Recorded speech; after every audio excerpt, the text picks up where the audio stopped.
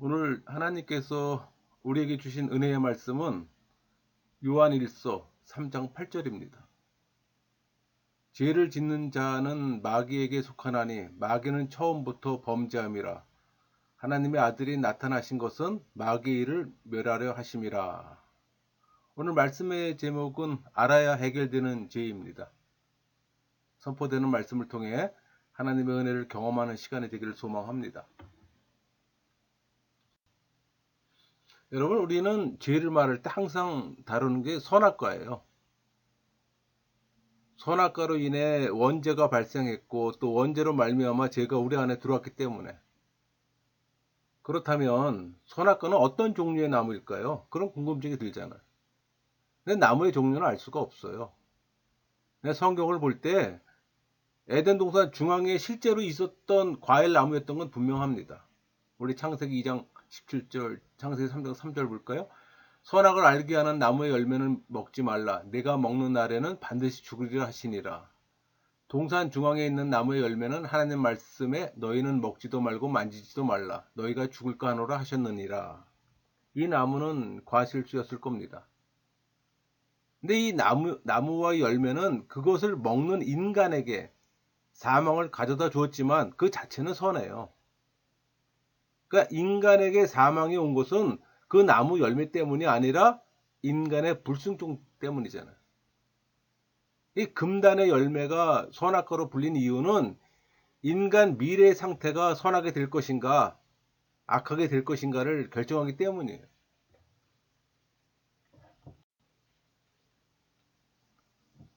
여러분, 아담이 저지른 범죄의 본질은 뭘까요?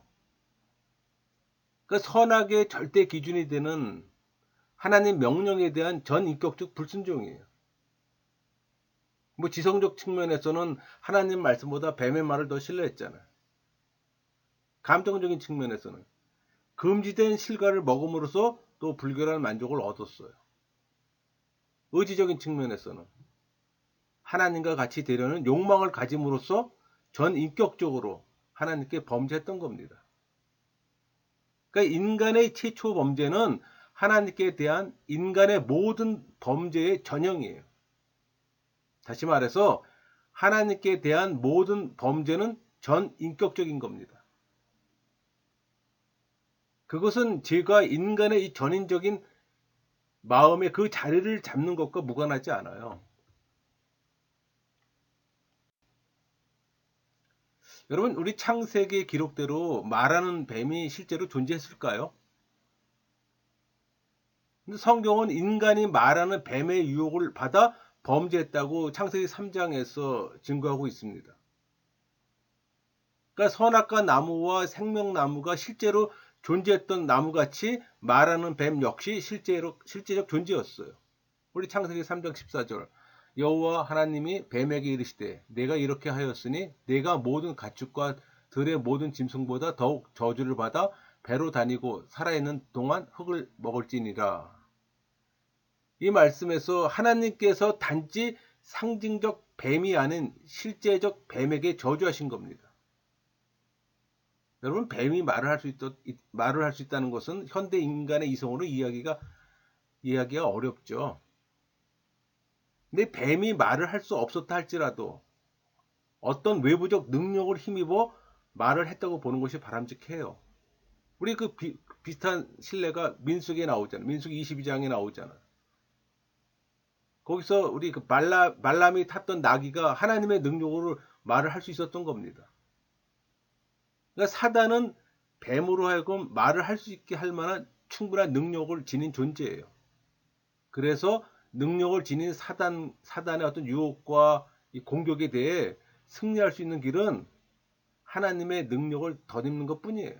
우리 에베소 6장 11절, 마귀의 간계를 능히 대적하기 위하여 하나님의 전신갑주를 입으라. 여러분, 뱀을 조종했던 이 악한 세력의 존재는 타락한 천사의 우두머리 사탄입니다. 우리 요한복음 8장 44절 볼까요? 너희는 너희 아비 마귀에게 났으니 너희 아비의 욕심대로 너희도 행하고자 하느니라. 그는 처음부터 살인한 자요. 예수님께서는 사탄을 가리켜 처음부터 살인한 자라고 표현했어요. 그러니까 사탄이 뱀을 통해 아담으로 하여금 죄를 짓게 했어요. 그 결과로 죽음을 가져오게 된 인간 타락의 사건을 염두에 둔 표현입니다. 우리 요한계시록에서도 사탄과 뱀을 동일시해요. 우리 요한계시록 12장 9절하고 20장 2절 볼까요? 큰 용이 내쫓기니 옛뱀 곧 마귀라 하고 사탄이라고도 하며 온 천하를 꿰는 자라. 용을 잡으니 곧 옛뱀이요 마귀요 사탄이라 잡아서 천년 동안 결박하여. 그러니까 성경은 인간을 유혹하는 뱀의 배후가 사탄임을 명백하게 증거합니다. 그러니까 사탄은 뱀을 도구로 이용해 아담으로 하여금 하나님께 죄를 짓게 했어요. 그러니까 모든 범죄의 배후에는 사탄이 있어요.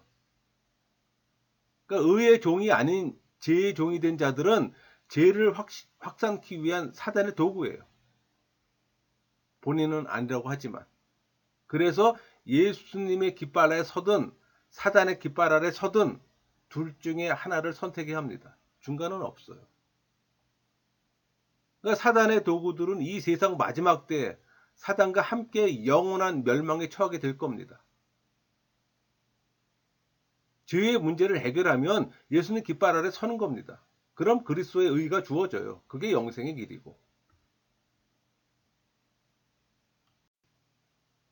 여러분, 사단이 하와에게 먼저 접근한 이유는 뭘까요?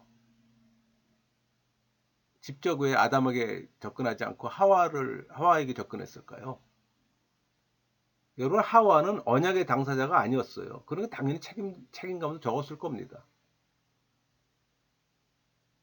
하나님의 말씀을 받은 아담보다 유혹하기가 쉬웠을 겁니다. 하와는 말씀을 직접 받지 않았어요. 이게 말씀을 직접 받은 자와 간접으로 받은 자의 차이예요. 영적 원리입니다. 여러분, 그래서 성경만큼은 직접 소리내 읽으세요. 직접 성령의 역사를 경험하세요. 남이 읽어주는 거에 만족하지 말고. 사단이 볼 때 하와는 아담의 마음을 사로잡는 데 있어서 가장 효과적인 도구였어요.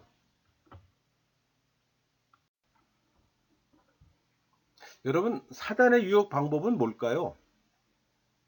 하나님의 말씀을 왜곡한 겁니다. 사단이 하와에게 접근해 우리 창세기 3장 1절 하나님이 참으로 너희에게 동산 모든 나무의 열매를 먹지 말라 하시더냐 이렇게 물은 것은 하나님 본래 명령인 창세기 22장 16절 17절 볼까요? 동산 각종 나무의 열매는 내가 임의로 먹되 선악을 알게 하는 나무의 열매는 먹지 말라. 이 명령을 왜곡한 거예요. 그러니까 하나님의 명령의 핵심을 살짝 틀어버린 겁니다. 그러니까 살짝 왜곡된 이 말은 하나님의 명령이 불합리하고 나아가서는 순종하지 않는 것이 정당한 것처럼 보이게 했어요. 그게 사단의 유혹 방법이에요. 결국 이런 왜곡은 하와로 하여금 하나님을 가볍게 보는 마음을 가지게 한 겁니다. 동일한 원리예요.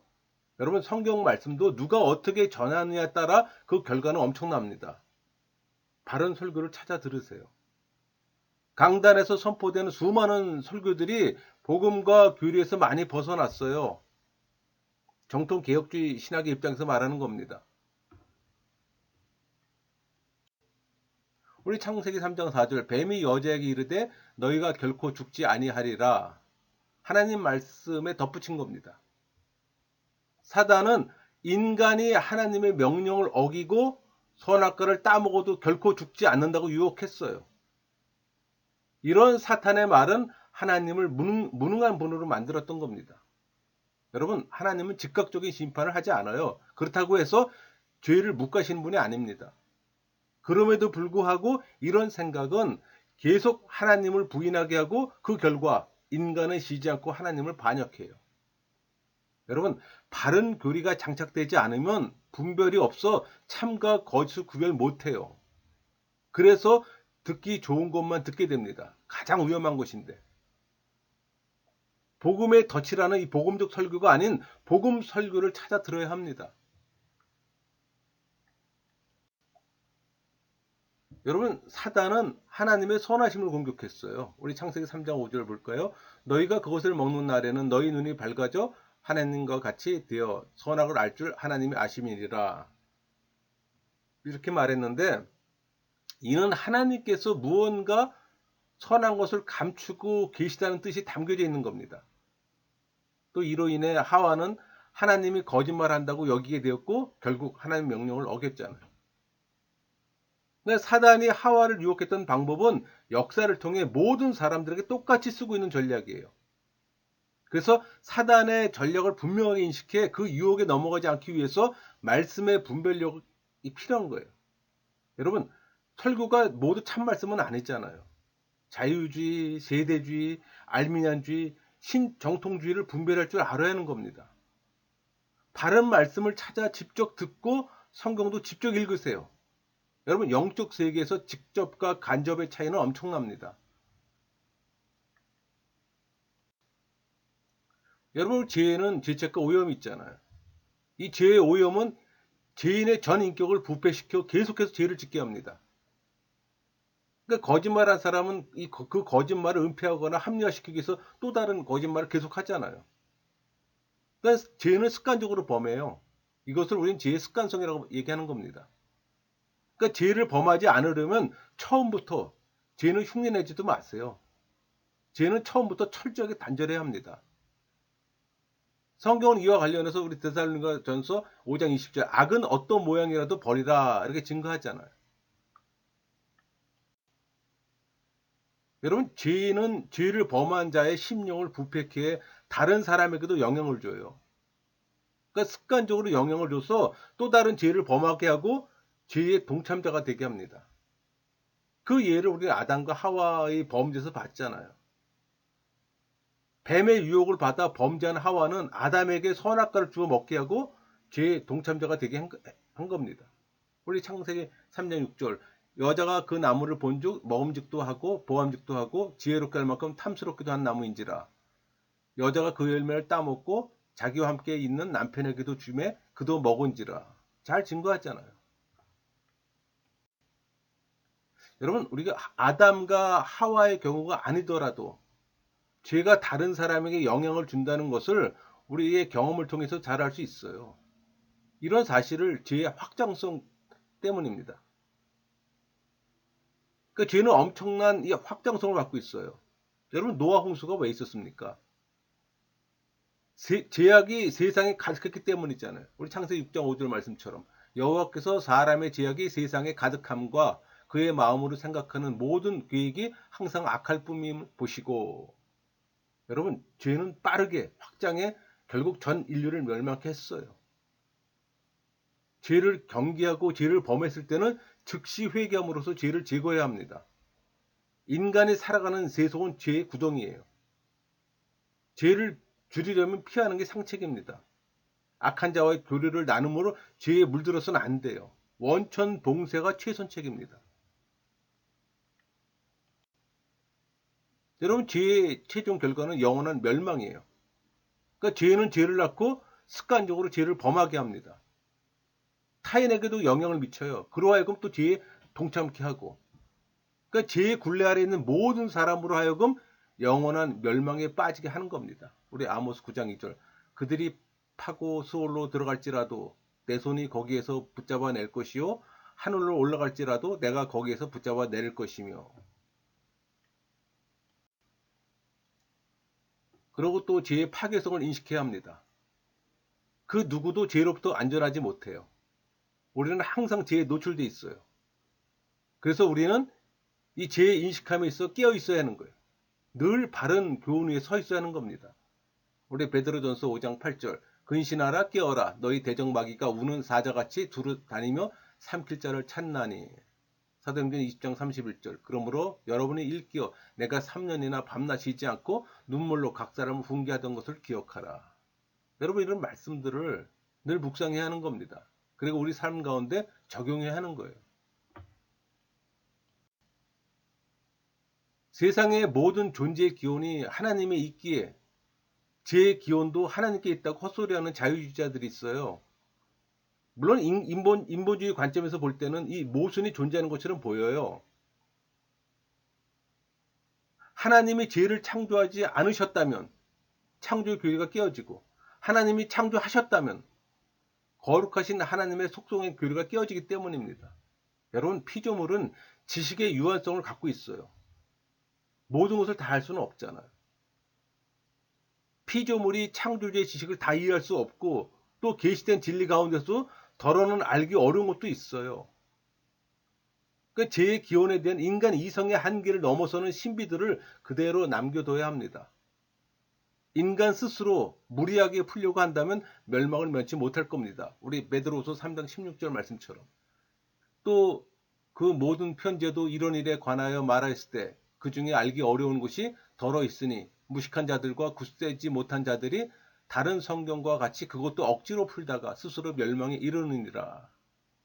여러분, 제 기원에 대해서는 완전하게 설명할 수가 없어요. 그러나 제 유입에 대해서는 성경을 기초해 설명할 수가 있어요. 우리 고린도 후서 11장 3절, 뱀이 그 간계로 하와를 미혹한 것 같이 성경은 이 세상에 죄가 유입되도록 인간 타락의 동기를 제공한 이 존재가 타락한 천사 사단임을 지적했어요. 그러니까 인간 타락 이전에 이미 영적 세계에서 천사의 타락이 있었음을 보여줍니다. 그러나 인간 구원에 초점을 맞추고 있는 성경에는 천사를 타락한 배경과 과정에 대해서는 언급이 없어요. 다만 성경 말씀 우리 창세기 1장 31절, 하나님이 지으신 그 모든 것을 보시니 보시기에 심히 좋았더라. 이 말씀을 근거해 하나님께서 모든 천사를 선하게 창조하셨어요. 그러나 우리 베드로후서 2장 4절이나 유다서 1장 6절, 하나님이 범죄한 천사들 용서하지 아니하시고 지옥에 던져 어두운 구덩이에 두어 심판 때까지 지키게 하셨으며 또 자기의 주의를 지키지 아니하고 자기 처소를 떠난 천사들을 큰 나라의 심판까지 영원한 결박으로 흑암에 가두셨으며, 일부의 천사들이 자기 지위를 이탈하고 직무유기함으로써 타락했어요. 그 우두머리가 사단임을 알 수 있을 뿐입니다.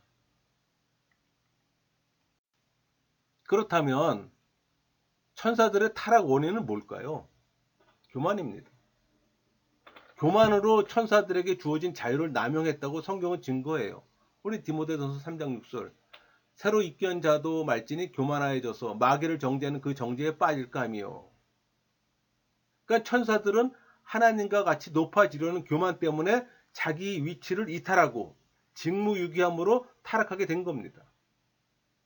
이 교만은 사단에 의해 인간을 타락으로 이끄는 미혹의 수단으로 사용되기도 했어요. 우리 창세기 3장 5절 말씀이 그거잖아요. 너희가 그것을 먹는 날에는 너희 눈이 밝아져 하나님과 같이 되어 선악을 알 줄 하나님이 아심이니라. 여러분, 교만은 영적 세계나 인간 세계나 타락의 근본 원인입니다. 그래서 우리 잠언 기자는 잠언 16장 18절, 교만은 패망의 선봉이요 거만한 마음은 넘어짐의 앞잡이라고 경고했던 겁니다. 그러니까 신앙인들은 항상 하나님 앞에서 겸손하며 말씀에 순종해야 합니다. 근데 말씀으로 가장한 교만한 목회자들이 많아요. 분별해야 합니다. 여러분, 성경에는 천사의 타락 시기에 대해서 분명한 언급이 없어요. 그래서 천사의 타락 시기를 정확하게는 알 수가 없습니다. 그저 성경의 기록을 통해 대략의 시점을 추정할 뿐이에요. 성경은 천사 역시 하나님의 피조물이고 모든 피조물은 창조 당시 하나님 보시기에 좋았다고 증거하고 있어요. 그게 우리 창세기 1장 31절 말씀이죠. 하나님이 지으신 그 모든 것을 보시니 보시기에 심히 좋았더라. 그러니까 하나님이 창조할 때 모든 피조물들은 다 보기 좋았어요. 천사의 타락은 창조 6일 이전에는 이루어지지 않았다고 짐작할 수가 있는 거예요.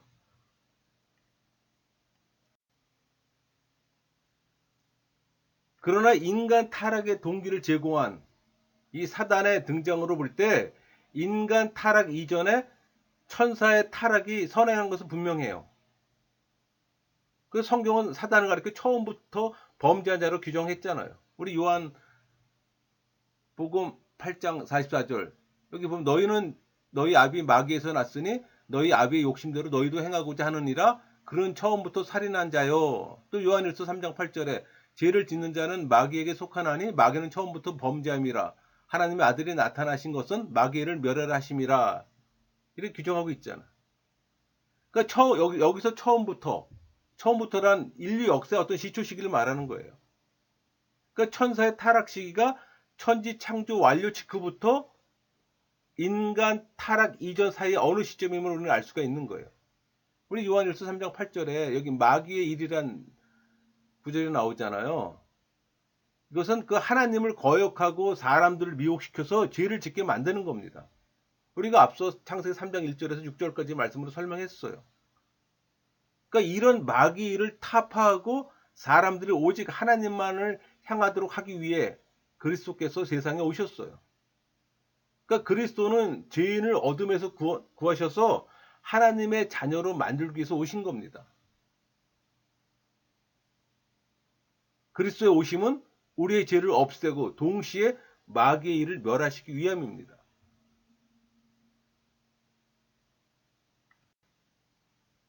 여러분, 사단을 나타내는 이름은 많아요.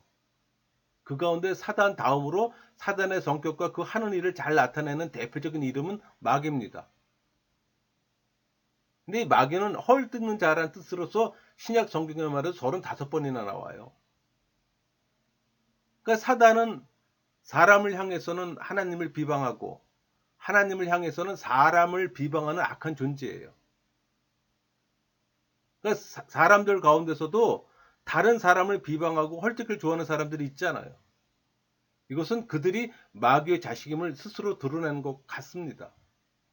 근데 많은 이들이 하나님의 자녀들이라고 말합니다. 그러면서 마귀의 성품을 버리지 못하고 형제를 미워하며 비방하는 어리석음을 범하는 건 왜일까요?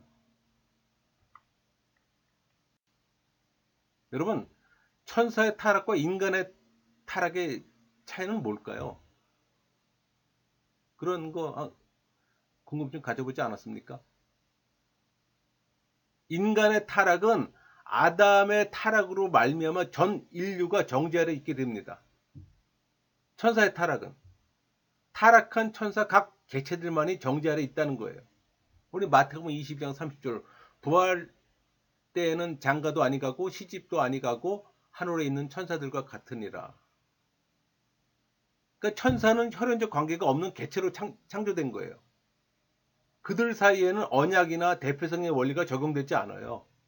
우리 에베소 1장 21절 모든 통치와 권세와 능력과 주권과 이 세상뿐만 아니라 오는 세상에 일컫는 모든 이름 위에 뛰어나게 하시고 천사는 상하 계급이 있는 종적 결속을 지닌 존재로 창조되었어요.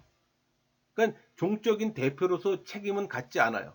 그러니까 인격적 개체로 창조되었기에 천사 그룹 전체 타락은 아닙니다. 그래서 타락하지 않은 천사와 타락한 천사들이 공존하는 거예요.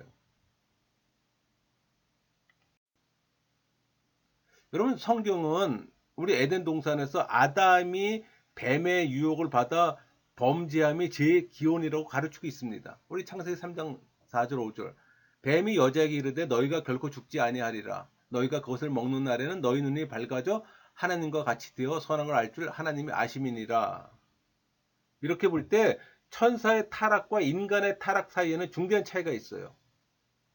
그러니까 사단은 어떤 외부의 힘에 의해 유혹받은 것이 아니라 스스로 타락한 겁니다. 반면 인간은 뱀의 유혹을 받아 타락했어요.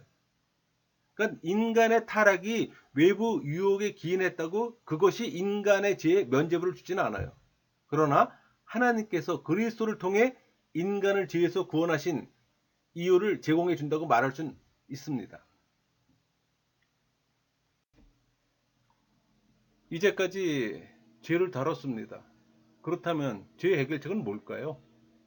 예수 그리스도의 의입니다. 죄가 아담을 통해 들어왔다면 그리스도의 의는 예수님을 통해 들어왔어요. 대표성의 원리예요. 죄가 없었다면 의도 없었을 것이고 의가 없다면 죄는 해결할 수가 없어요. 그래서 예수 그리스도의 죽음과 부활 사건은 우리 구원에서는 절대적인 겁니다. 예수님 말씀하셨어요. 우리 요한복음 14장 20절 볼까요? 그날엔 내가 아버지 안에 너희가 내 안에 내가 너희 안에 있는 것을 너희가 알리라. 많은 분들이 이 말씀 구절에 대한 이해함이 좀 부족합니다. 하나님 안에 예수님이 있고 예수님 안에 우리가 있어요. 그러니까 우리라 하면 성령 세례 받은 신앙인을 얘기를 하는 겁니다. 그러니까 성령 세례 받은 신앙인의 안에는 그리스도 의가 들어와요. 우리가 예수의 믿음을 선물 받을 때 그리스도 의가 함께 들어오잖아요. 그래서 우리가 예수님 안에 있고 예수님이 우리 안에 있다는 말이 바로 그런 개념이에요. 그러니까 우리의 중심을 하나님 안에 깊이 뿌리박고 그리스도와 함께 거할 때 우리는 하나님의 경륜 안에서 살게 되는 겁니다. 왜? 하나님의 백성이 됐기 때문에. 그러니까 하나님의 섭리로 신앙인의 삶을 사용하실 겁니다. 그러니까 신앙인은 하나님이 붙드시고 주장하세요. 또 하나님 안에서 살고 움직이는 성령 충분한 삶을 살게 될 겁니다. 여러분, 죄를 해결하지 않고는 예수 그리스도를 통한 구원은 없어요. 죄가 여러분의 영혼 안에 있어요. 모든 사람에게. 제가 한번 예를 들어볼게요. 여러분이 가장 악하고 무섭고 추한 사람과 작은 공간 안에 있다고 한번 생각해 보세요. 아무렇지 않을까요? 아마도 빨리 그 공간에서 도망하고픈 마음일 겁니다. 그렇다면 죄에 대해서도 이런 정서적 감정을 느껴본 적이 있습니까? 여러분 안에 있는 죄를 한번 생각해 보세요. 그 죄가 악하고 무섭고 추한 것을 나와 같이 있는 거야. 이 그림의 표현처럼. 그런 경험을 가졌던 사람들은 그런 것을 다시 경험하기 싫어져요. 그래서 회심한 신앙인은 죄를 행하면 비참함을 느껴요, 여러분. 죄를 짓고도 무덤덤하다? 회심한 사람 아니에요. 왜? 변화된 정서를 소유했기 때문에. 자기 안에 죄에 대한 미움이나 혐오가 없다면, 죄에 대해 이 미움을 경험하지 않았다면 거듭난 사람 아니에요. 여러분, 죄에 대한 정서적 책임을 한 사람은 죄를 반복하지 않아요. 제가 늘 강조하는 신앙인의 삶입니다. 그리스도의 믿음을 갖고 살아가면 그리스도의 성품이 밖으로 드러나요. 그렇지만 죄의 경향성이 내 안에 내재하고 있기에 또 죄는 죄들을 계속 생산합니다. 그래서 우리는 수시로 회개해야 하는 거예요. 그러나 그 회개의 횟수는 점점 줄어요. 또 시간이 짧아지고. 그게 우리가 성화되어가는 과정이잖아요.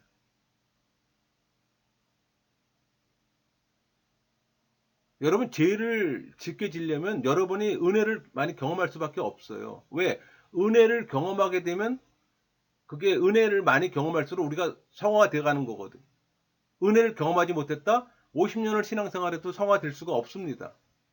은혜를 많이 경험하는 것이 성화예요. 근데 어떤 사람은 평생 교회를 다녔는데도 성화되지 않는 모습을 보여. 은혜를 경험하지 않았거나 거듭난 사람이 아니라는 얘기입니다. 여러분, 은혜를 경험하는 사람이 신앙인의 삶이에요. 좋은 교회는 그 은혜를 경험할 수가 없어요. 전혀 경험할 수 없는 건 아니지만 그 횟수가 너무나 적어요. 왜? 하나님의 사람, 성령 세례 받은 사람을 지배하는 수단이 은혜이기 때문에 은혜를 경험하게 합니다. 내가 그걸 찾아가기만 하면 나의 시간을 은혜를 받는 그 시간대에 노출시키면은 은혜를 경험하게 돼 있어요. 그게 신앙인의 삶이에요. 여러분 모두가 그런 삶을 살기를 소망합니다. 말씀을 마치겠습니다.